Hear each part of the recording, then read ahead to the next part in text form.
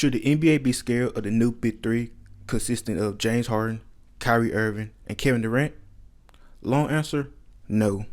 Short answer, Let me explain.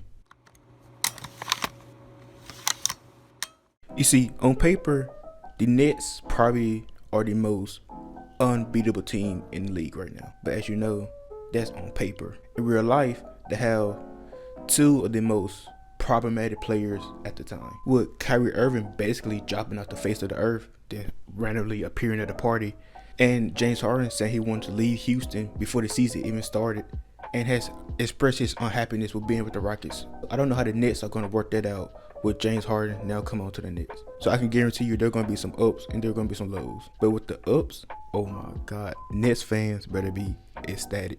They have one of the league's most lethal shooters, one of the most unguardable players, and one of the best scorers of all time on the same team, on the same court. Even if there might be some problems, this is a playoff team. This team is going to the playoffs no matter what.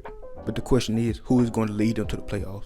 Is it going to be Kevin Durant, James Harden, Kyrie Irving? The consensus is right now that it's going to be Kevin Durant. They're going to lead them to the playoffs. But would they work well with James Harden been playing in this system for the last, 10 years, being the primary shooter for almost his entire career? Is he okay with playing the number 2, maybe the number 3 behind Kyrie Irving? Like, is he capable of doing that? And if he is, this might be a dangerous team. And if he's not, still a dangerous team, but not like a championship team. And also, as everybody may know, just because you fill up a team with all-stars, that's not a guaranteed win. Look at the Los Angeles Clippers, for example. Loaded up with superstars, paid all this money just to lose in the Game 7, and what they should have won. And also, the Brooklyn Nets gave up a lot for James Harden, like a lot. They gave away 3 first-round draft picks and 4 protected draft picks, I think, which sounds about right for a team. They just got one of the best players in the league. But for how long will he be the best player in the league? How long is James Harden going to be the best shooter? 2 more years, 3 more years, 4 more years max? They also got to take into consideration how long is Kyrie Irving going to be one of the most unguardable players. Even though he's 28, he kind of has this hate-love relationship with basketball. Will he decide to retire soon, or will he not?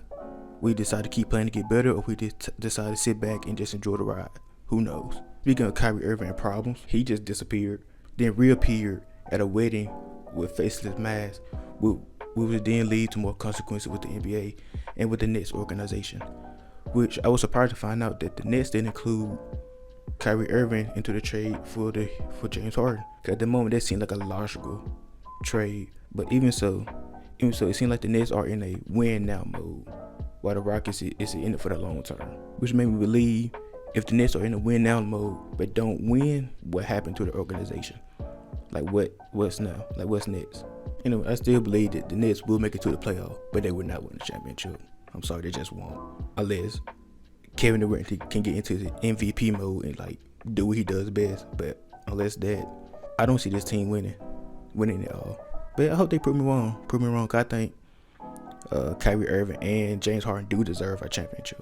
I truly believe that. Hopefully they'll get it with the Nets. If they don't get it with the Nets, they will never win the championship. They just won't. So yeah, they don't have an outro. Bye.